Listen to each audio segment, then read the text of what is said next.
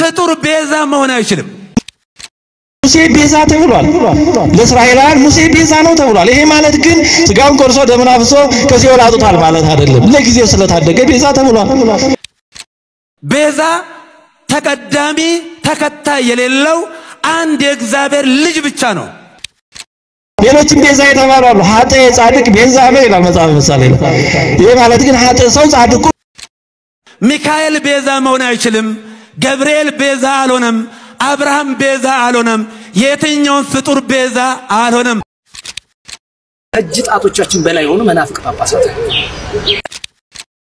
እነዚህ አባቶች ስተው በተናገሩት የክርስቶስን መስቀል ይዘው የእንጦንስን ቆብ አድርገው ስተው በሚናገሩት ክርስቶስ ተንሥአ እሙታን አሰሮ ለሰይጣን ሰላም ኮነ ቅድስት ቤተክርስቲያናችን ከጌታችን ከመድኃኒታችን ከኢየሱስ ክርስቶስ የትንሣኤ በዓል በኋላ ያላት ድንቅ ሰላምታ ይህ ነው ክርስቶስ በታላቅ ኃይል ሞትን ድል አድርጎ በስልጣኑ ተነስቷል አዳምን ከእስራት ነፃ ወጣው ዲያብሎስ ታሰረ በዚህም ሰላምና ደስታ ሆነልን ስትል ክርስቶስ ተንሥአ እሙታን የሚል በታላቅ ሰላምታ ትላለች ማለት ነው እንኳን ለታላቁ በዓል ለብርሃነ ትንሣኤው በሰላም አደረሳችሁ ውድ የክብረ ተዋሕዶ ሚዲያ ቤተሰቦች በእያላችሁበት ሰላም እግዚአብሔር ከእናንተ ጋር ይሁን እንኳን ለትንሣኤ በዓል በሰላም አደረሳችሁ ይህችን ቀን ባርኮ ቀድሶ ስለሰጠን እግዚአብሔር አምላካችን የተመሰገነ ይሁን ሁላችሁም እግዚአብሔር ይመስገን ይያልን እናመስግን እግዚአብሔር ይመስገን ይያላችሁ ኮሜንት ላይ ጻፉ በዛሬው ቪዲዮ አንድ አባታችን ሊቀ ጳጳስ የሆኑ የአቡነ ገብርኤል ንግግር ያው ትምህርት ማለት ስለከበደ ነው ብዙዎችን አስቆጥቷል በተለይ መምህራን በጣም ቁጣ ላይ ናቸው በርካታ ምን ላይ ሰጥቷልኝ እነ ዲያቆን ዮርዳኖስ አበበ ጨከን ያለ ምን ላይ ሰጥቷል እነ ዲያቆን ዶክተር ያረጋል አበጋዝ በንግግራቸው ተቀይመዋል ቤዛ የሚል አስተምህሮት ይህ አይደለም ሲጀመርም የተናገሩበት ቃናው ወይም ደግሞ ንግግራቸው ቶኑ ትክክል አይደለም ልክ በዛኛው አዳራሽ እንደምናውቀው ሰዎች ቁጣ የተቀላቀለበት ከአንድ ሊቀ ጳጳስ የማይጠበቅ ንግግር አድርገዋል ይህ ንግግር ምንድነው በዛሬው ቪዲዮ ይዘናል መምህራኖች ምን አሉ ደብዳቤ እንዲጻፈባቸው ይጠየቁ ነው እንዲወገዙ እየተጠየቁ ነው ቤተ ክህነቱ የራሱን ውሳኔ ይወስናል ብለን ተስፋ እናደርጋለን በዛሬው ቪዲዮ ግን እነዚህ ነገሮች ይዤላችሁ ቀርብ ያለው ማለት ነው እስከ መርሃ ግብሩ ፍጻሜ ድረስ ሁላችሁም ይሄን ቪዲዮ እስከ መጨረሻው እንድትከታተሉ ቪዲዮውን ላይክ በማድረግ እንድትጀምሩ ሰብስክራይብ እንድንማታረጉት ለምንድነው ማታረጉት አሁን ማርኩ እንግዲህ ብፁዕ አባታችን አቡነ ገብርኤል ስለመታችን ቅድስት ድንግል ማርያም ቤዛነት ነው ቤዛ የሚባል ጌታ ኢየሱስ ክርስቶስ ብቻ እንደሆነ አድርጎ ቤተክርስቲያን የማታስተምረውን ትምህርት አስተምረዋል ይህ ደግሞ የሚደንቅ ሆኗል ማለት ነው ብዙዎችን የሚያወዛግብ ሆኗል ምእመናኑ የሚያወዛግብ መምህራኑ በደንብ በቂ ምን ላይ ሰጥቶበታል እነ ሊቀ ሊቃውንት ስሙር አላመረው እነ ዲያቆን ዮርዳኖስ አባይ ሌሎችም መምህራን እነ መምህር ነቃ ጥበብ ሁሉ ምን ላይ ሰጥቷል በዚያ ዙሪያ ይዘንላችሁ ቀርበናል ማለት ነው እስኪ መጀመሪያው ሊቀ ሊቃውንት ስሙር ምን አሉ መጀመሪያ ከዚህ በፊት የአቡነ ገብርኤልን ትምህርት እንስማ ቤዛ መሆን አይችልም ይግባችሁ ቤዛ ማለት ስለሌላ ተላልፎ መሰጠት ማለት ነው ነይ እምዬ ማርያም ቤዛ ነሽ አሉ ለዓለም እመቤታችን ቤዛ አይደላችም ቤዛ ልጇ ነው አትደንግጡ ቤዛ ልጇ ነው ነይ ቤዛ ነሽ አሉ ለዓለም ተብሎ አይሰበክም ቤዛ ተቀዳሚ ተከታይ የሌለው አንድ የእግዚአብሔር ልጅ ብቻ ነው እንግዲህ አቡነ ገብርኤል ንግግር ይሄ ነው የሰማችሁት ነው ቤዛ የሚል እመቤታችን ቅድስት ድንግል ማርያም ቤዛ አትባልም ቤዛዊት ዓለም አትባልም ብለዋል እስኪ ሊቀ ሊቃውንት ስሙር ምን አሉ ስለዚህ ጉዳይ በጣም የሚመስጥ ድንቅ ነገር ተናግረዋል የክርስቶስን የእንጦንስን አስኬማ ለብሰው በትሮንጌሉን ይዘው እንዲህ ያለ ትምህርት ለሚያስተምሩ ሰዎች ምን ላይ ሰጥቷል እነዚህ አባቶች ስተው በተናገሩት የክርስቶስን መስቀል ይዘው የእንጦንስን ቆብ አድርገው ስተው በሚናገሩት ምናልባት ስተው እኔ ብላችሁ እንግዲህ የሆነ ሰው ትዝ እንዳይላችሁ እኔ ላለፈውም አሁንም ላለው ለወደፊቱም ምላችሁ እንጂ የሆነ ሰው ትዝ ይያላችሁ እንደዛ እንዳትሰሙት ለወደፊቱም ቢሆን እንዲህ አይነት ነገር ሲሰማ ማሪሳቅ ምን ይላል ተሳስቶ አደርባይ ሆኖ ስጋውን ወዶ ነፍሱን ረስቶ ለሳተ ሰው አጋንንት በዚያ ቅጽበት ስራ ሰራንበት ብለው ይሳለቁበታል፣ ይዘብቱበታል፣ ይጨፍሩበታል፣ ቅዱሳን መላእክት ያዝኑበታል። አንተ ሰው እግዚአብሔርን ረስቶ ስጋውን ደግሞ አስታውሶ እንደ ስጋ ለመኖር ስጋዊ ፈቃዱን ሲፈጽም ክርስቶስን በሚበድል እግዚአብሔርን በሚያሳዝን ሰው ከሰይጣን ጋር ስቃሃል ወይስ ታዝናሃል? አጋንንቱ የሳቁበት ይበቃዋልና ለዚያ ሰው ጸልይለት ይላል። አጋንንቱ የሳቁበት ይበቃዋልና ለዚያ ሰው ምን በልለት? አቤት ደሞ ነውሩ ከራሳችን ቤተክርስቲያን ላይራገፍ እዚህቹ ቤተክርስቲያን ላይ መጣበቁ ላይ ቀር አዎ ግለሰቦችና ቤተክርስቲያን የተለያዩ እንደሆነ እናውቃለን። ይሄ አይጠፋንም። ግን ደግሞ በታሪክ አጋጣሚ ወይ እምንነቅፋቸው ሰዎች ለይቶላቸው የቤተክርስቲያን አባል አይደሉም ማንላቸው እንደዚያ እንደመሆኑ መጠን ነገ የክርስቶስን ስጋ ቆርሰው ደሙን አፍስሰው እናቆርባለን ባርካለን የሚሉ ካህናት አባቶቻችንን ክፉ ነገር ስንሰማ ስናይ ክርስቲያኖች ማሪሳቅ ምን አለ? ብኪ በእንቲያሁ ወይ ትጽላ እኩየ ምግባሪሁ ስለሱ አልቅሰ ጸልይለት። ክርስቶስ ሲመጣ በግርማ መለኮቱ ሲገለጥ ማጽዳት የሚጀምረው ውጭ ያለውን ብቻ አይደለም። ማጽዳት የሚጀምረው እዛው መቅደሱ ውስጥ ያረጁትን ጭምር ነው። ቤተ መቅደሱ ውስጥ ስላረጀ ቤተ መቅደሱ ውስጥ ስለኖረው ስለተመላለሰ ለካ ምህረት አያገኝም። አያችሁት? እግዚአብሔር ፍርዱን የሚጀምረው ከመቅደሱ ነው። ከዚያ ወደ ውጭ ላለው እግዚአብሔር ፍርዱን የሚጀምረው እና ምን አለን ብለው እምነት ከሚጎላቸው የእምነት መልክ ኖሮን ግን ደግሞ ኃይሉን የካዱ እነዚህ ሰዎች ላይ ፍርዱን እንደሚጀምር ሲያሳይ ከምኩራብ ጀምሮ ቁጣውን ጀመረ። ቤተ መቅደሱን ባሳደፉት ማለት ያን ምኩራቡን ባሳደፉት ብቻ ማለት አይደለም። ዋናው እኛ ቤተ መቅደስነታችን የእግዚአብሔር ቤተ መቅደስ ነንና የእግዚአብሔር ቤተ መቅደሶች እኛ ብዙ ሸቀጥ ይኖርብናል። እኔ ብዙ ጊዜ የሚባለው አባቶቻችን የሚያብራሩት የምታውቁት ከጾማችን ጋር አብሮ ማይሄድ ሸቀጥ አለ፣ ከጸሎታችን ጋር አብሮ ማይሄድ ንግድ አለ፣ ከመንፈሳዊው ህይወታችን ጋር ከክርስትናችን ጋር አብሮ ሊታይ የማይገባው እንክርዳድ አለ። እንግዲህ ሊቃውንት ስሙር አላምረው በሚገርም ሁኔታ ሊደንቀን እንደማይገባ እንዲህ ያሉ ጳጳሳት በልዩ ልዩ ምክንያት እንዲያለ ነገር ቢናገሩ ያው ዲያብሎስ ይተቀምባቸዋል፣ መላእክት ደግሞ እንደሚያዝንባቸው ተናግረዋል። ለሊቃውንት ስሙር አላምረው እግዚአብሔር አምላክ ቃልዎት ያሰማልን። ለመሆኑ ዲያቆን ሄኖክ ኃይሌስ ምን አላቸው? ስለ ቤዛነት ያስተማሩትን ትምህርት ምን ላይ ሰጥቶበታል? ትክክል እንዳልሆኑ ልነግሮት ፈልጋለሁ በሚል እስኪ ዲያቆን ሄኖክ ኃይሌን እናዳምጥ። እርግጥ ነው በደሙ በተደረገ ቤዛነት ያዳነን አምላካችን ኢየሱስ ክርስቶስ ነው። ድንግል ማርያም ግን ለኛ መዳን ምን ያህል አስፈላጊ ነበረች? እዚህ ላይ ነው የእመቤታችን በእኛ መዳን ውስጥ ድርሻ አላት ምንለው።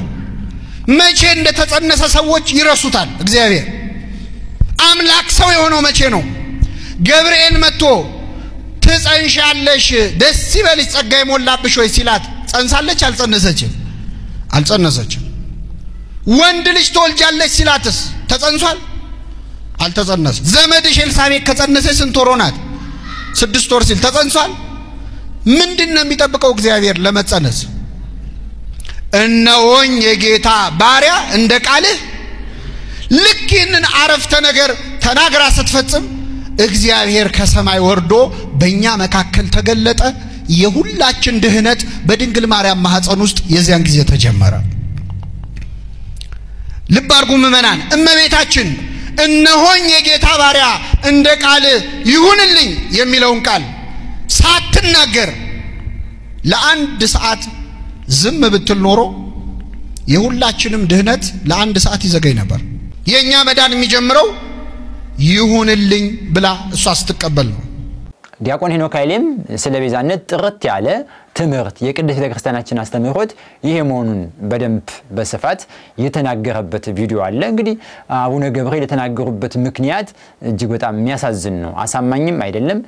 ሲጀመር የተናገሩበትም በራሱ ፍኖተ ጽድቅ የሚባል የስሙ ትርጓሜ የእውነት መንገድ የጽድቅ መንገድ የሆነ ነገር ግን ከስሙ ተጻራሪ በኩል የሚገኝ የተሐድሶ የመናፍቃን እንቅስቃሴ የሚስተዋልበት በገንዘብ ብዙዎችን የገዛበት በገንዘብ ብዙዎችን ዝም ያሳኘ የተሐድሶ እንቅስቃሴውን ያራመደ ያለ ክፉ ማህበር እንደሆነ ብዙ ጊዜ ተነግሯልኝ። አሁን ደግሞ በተለይ ወደ ኦቲሲ ቲቪ ገብቶ መገናኛ ብዙሃኑ ላይ ወደ 8 ሚሊዮን ይመስለኛል ስቱዲዮ ግንባታ ሰርቷልኝ።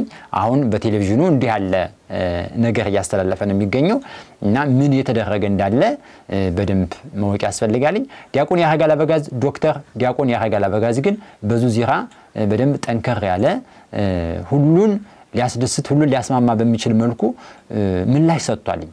እስኪ እሱን ነው ኢየሱስ ክርስቶስ ብቻ ነው አዎ ነው።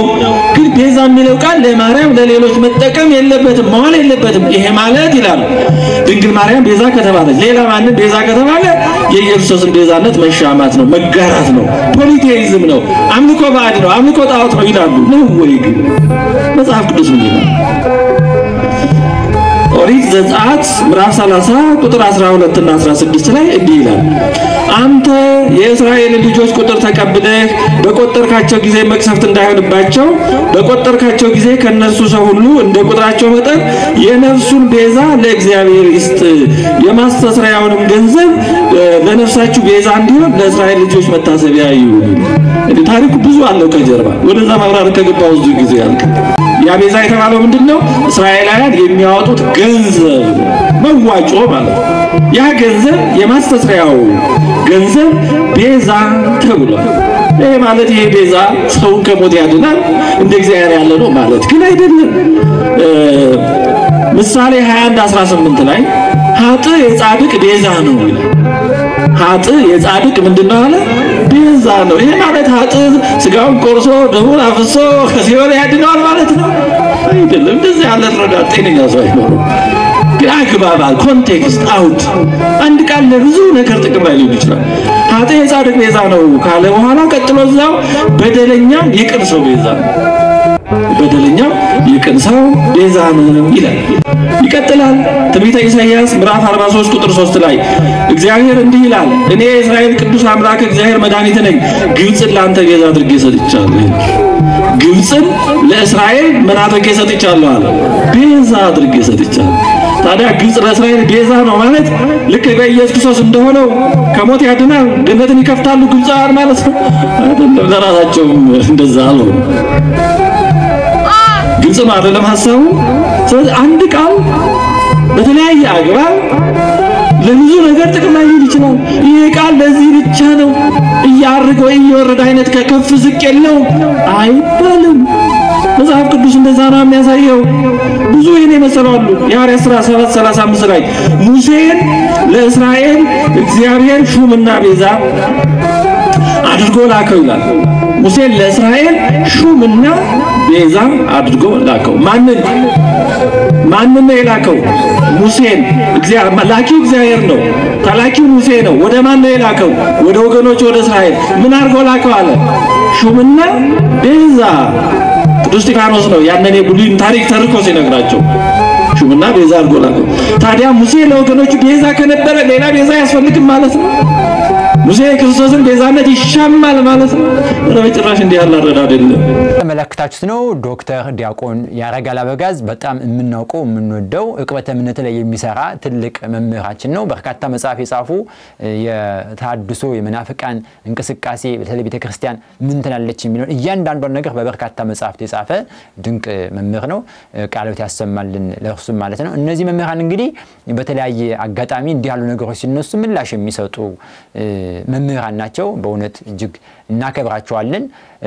ከዚህ ቀጥሎ ዲያቆን ያረጋል ዲያቆን ዮርዳኖስ አበበ በዚህ ዙሪያ የተናገረው ነገር አለ። እጅግ በጣም ጨከን ያለ መህር ያለ አቋም ይዞ የተናገረው እንግዲህ ዲያቆን ያረጋል አበጋዝ ዲያቆን ዮርዳኖስ አበበ እንደምንወቀው በጣም ያቋም ሰው ነው።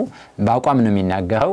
ጨከን ያለ ትምህርት ይሰጣልኝና እኒህን አባ ገብርኤል የተባሉ ጳጳስ የተናገረበትን መንገድ ብዙዎችን ያስደሰተ ልካቸውን ወይም ደግሞ ትክክለኛውን አቋም የገለጸበት ነው ተብሏል። ዲያቆን ዮርዳኖስ አበበ ምን አለ? እጅ ጣቶቻችን በላይ ሆኑ መናፍቅ ጳጳሳት እመቤታችን ቤዛ አይደላችም። ቤዛ ልጇ ነው። አትደንግጡ። ቤዛ ልጇ ነው። ነይ ነይ ቤዛ ነሽ አሉ ለዓለም ተብሎ አይሰበክም። ቤዛ ተቀዳሚ ተከታይ የሌለው አንድ የእግዚአብሔር ልጅ ብቻ ነው። ታውቁት የሚያስፈልገው ነገር ጠላቶቻችን ቢችሉ መዋቅሩን ማፍረስ እንደማይችሉ ጥብቅ እንደሆነ ሲያውቁ ምንድነው ቀጥሎ የመጣው ነገር መዋቅሩን መውረስ ነው። መዋቅሩ ሲወረስ ደግሞ ሁለት አይነት መውረስ አለ። አንደኛው ራሳቸው ገብተው ጠላቶቻችን ራሳቸው ገብተው እነሱ መዋቅሩ ላይ ያው በግልጽ መነጋገር ካለብን ኢትዮጵያ ኦርቶዶክስ ተዋሕዶ ቤተክርስቲያን ከ77 በላይ ጳጳሳት አሏት። ይሄ በግልጽ መታወቅ ያለበት። እነዚያው ምንድነው ስራቸው? ውስጡ ነው ማፍረስ ነው ስራቸው። ሌላ ምንም ስራ የላቸው። እንደዚህ የገባዋል። አንድ ሁለተኛው ለማፍረስ ወይም ደግሞ ለማውረስ የሚጠቀሙበት መንገድ ደግሞ ጠላቶቻችን ከውጭ ነው መዋቅር ውስጥ ያሉ ሰዎችን በገንዘብና በማስፈራራት ይዟቸዋል። በገንዘብ ማለት የበዘበን የተሰለቸ ቃል ነው። ሙስና ገንዘብ በመስጠት በሲሞናዊነት ይዟቸዋል። ጥቅሙን ለምዷል። ጳጳሱንም መነኩሴም ሆኖ ፎቅ ይሰራል።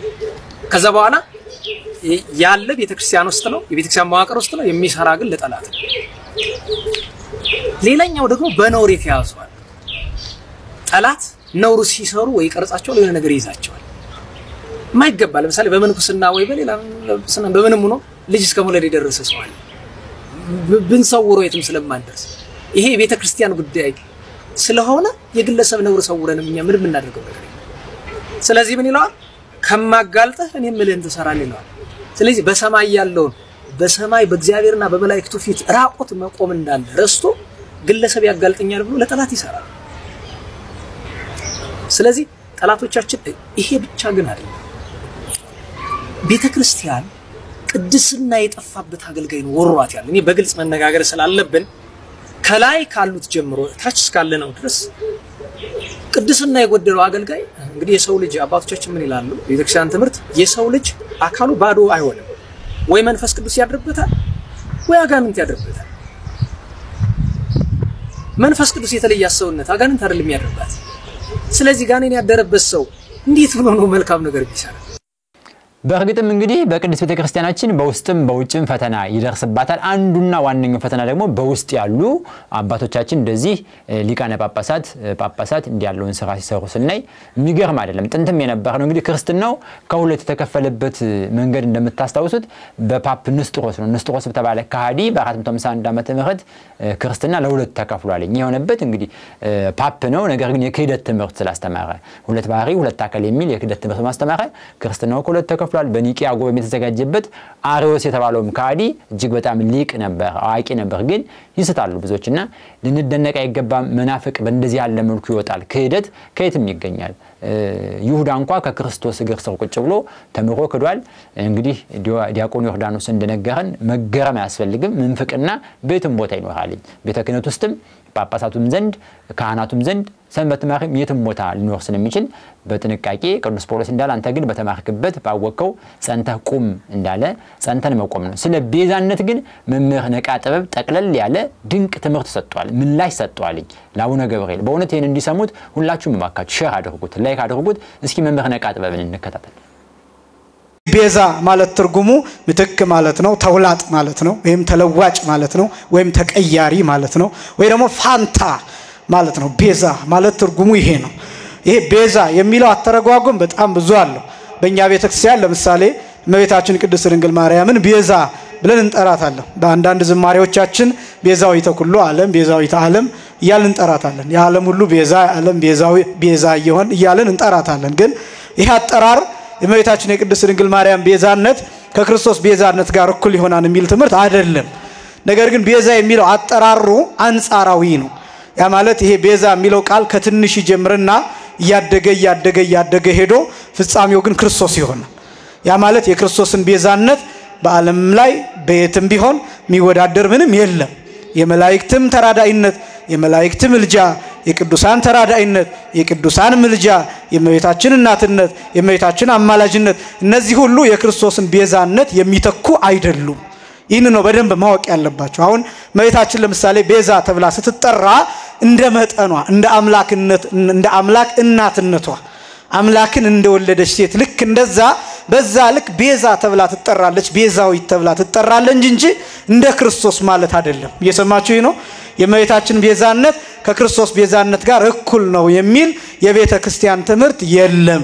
ይህንን ማወቅ ያስፈልጋል። ታዲያ ለምንድን ነው እመቤታችንን ቤዛ ምንላት እንዴት ነው ቢባል ቤዛ የምትባለው እመቤታችን ብቻ አይደለችም። ለምሳሌ በሊቃውንቱ አጠራር ጫማ ቤዛ ተብሎ ይጠራል፣ ጥላ ቤዛ ተብሎ ይጠራል፣ ቤት ጥላ ተብሎ ይጠራል፣ ቤዛ ተብሎ ይጠራል፣ ጥላ ዛፍ ቤዛ ተብሎ ይጠራል። ለምን ቤዛ የሚባለው ቢባል አንድ ሰው ጫማ አድርጎ ሲሄድ እሾህ ይወጋዋል፣ ግን የሚወጋው እግሩን ሳይሆን ጫማውን ነው። አሁን ይሄ ሰውዬ እሾሁ ሲወጋው ጫማው ባይኖር ኖሮ እሾሁ ምኑን ይወጋው ነበር? እግሩን ይወጋው ነበር። ስለዚህ ምኑ ተከላክሎለታል ማለት ነው? ጫማው ተከላክሎለታል። እና ይሄ ቤዛ ይባላል። ያ ማለት ስለ እግሩ ፋንታ ጫማው ተወግቷል። እንቅፋት ቢመታው ድንጋይ ቢመታው ድንጋዩ የእግሩን ጣት አያገኘው፣ ምክንያቱም ጠንካራ ጫማ አለ።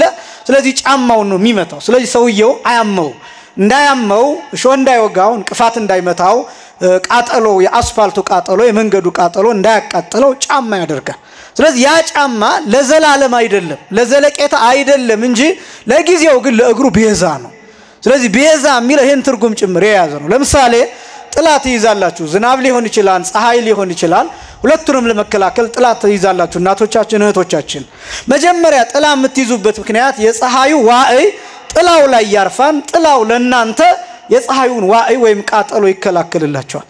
ስለዚህ በዚያች ሰዓት በዚያች ቅጽበት ጥላው ቤዛ ተብሎ ይጠራል። ቤት ውስጥ ሆነን ከብርድ እናርፍበታለን፣ ከዋዕይ ከቃጠሎ እናርፍበታለን። በዚህ ምክንያት ቤዛ ሊባል ይችላል። ዛፍ እንጠለልበታለን፣ ከፀሐይ ቃጠሎ እንድንበታለን። ለጊዜው ቤዛ ተብሎ ይጠራል።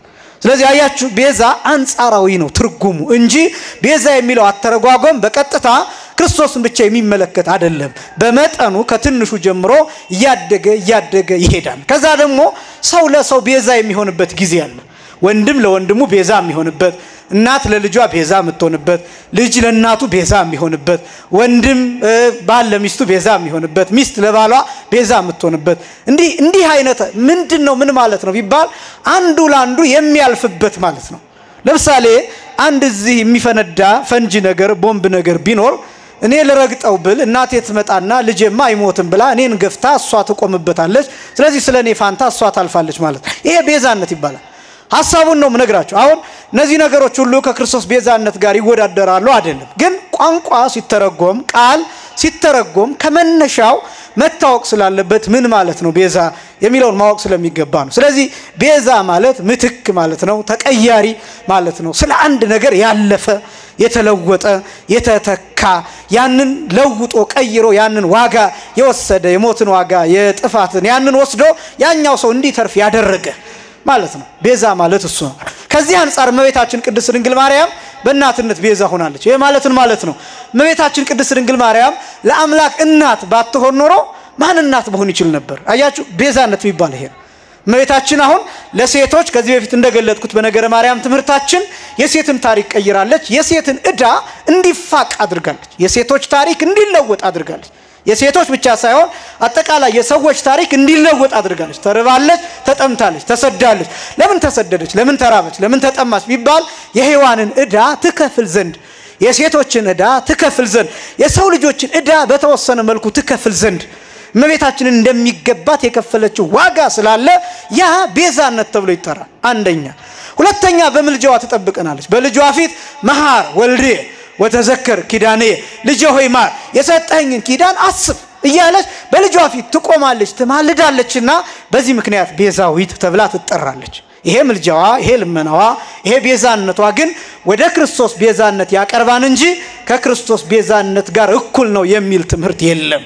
በዓለም ላይ የክርስቶስን ቤዛነት ሊወዳደር የሚችል ምንም ነገር የለም። ይሄ ነው የቤተክርስቲያኗ ትምህርት ትክክለኛው። ይሄን እንድታውቁት ያስፈልጋል። የእመቤታችን አማላጅነት ከሁላችን ጋር ይሁን። ዛሬው ቪዲዮ እንደተመለከታችሁት ይመስላል እጅግ በጣም አስተማሪ የክህደት ትምህርት የአቡነ ገብርኤል ስህተት የተጋለጠበት መምህራኑ ስህተታቸውን በወንጌል ያረሙበት ነው ማለት ነው። እንግዲህ በአባቶችሽ ፈንታ ልጆችሽ ተተካልሽ ማለት ይህ ነው።